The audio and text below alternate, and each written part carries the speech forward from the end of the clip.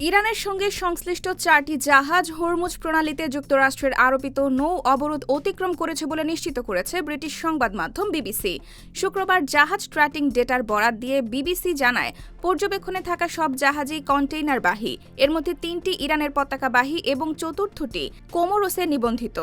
সোমবার ব্রিটিশ সময় বিকেল 3টা থেকে অবরোধ কার্যকর হওয়ার পর যে জাহাজগুলো এটি অতিক্রম করেছে বলে মেরিন ট্রাফিকের তথ্য বিশ্লেষণে দেখা গেছে সেগুলো হলো শহীদ রাজাই বন্দর থেকে আজারগুন, চাবাহার বন্দর থেকে আশকান 3 ও শাবদিস এবং ইমাম খোমেনি বন্দর থেকে টাভা 4। তবে এই বিশ্লেষণ জাহাজগুলোর নিজস্ব ট্র্যাকিং ডেটার উপর ভিত্তি করে করা হয়েছে। বিশেষজ্ঞরা বলছেন, অনেক সময় জাহাজগুলো তাদের ট্র্যাকার বন্ধ করে দেয় বা ভুয়া অবস্থান দেখায়। এদিকে এক সংবাদ সম্মেলনে জেনারেল ড্যান কেন বলেন, যুক্তরাষ্ট্র এখনও অবরোধ কার্যকর রাখছে। জাহাজগুলো কখন অবরোধ অতিক্রম করেছে সে বিষয়ে মার্কিন সেন্ট্রাল কমান্ড জানায়, তাদের চেয়ারম্যানের বক্তব্যের বাইরে নতুন করে কিছু যোগ করার নেই। মঙ্গলবার মার্কিন প্রতিরক্ষা মন্ত্রী পিট হেগসেথ দাবি করেন, যুক্তরাষ্ট্রের নৌবাহিনী বর্তমানে মোট শক্তির 10%-এরও কম ব্যবহার করে হরমুজ প্রণালীর জাহাজ চলাচল নিয়ন্ত্রণ করছে।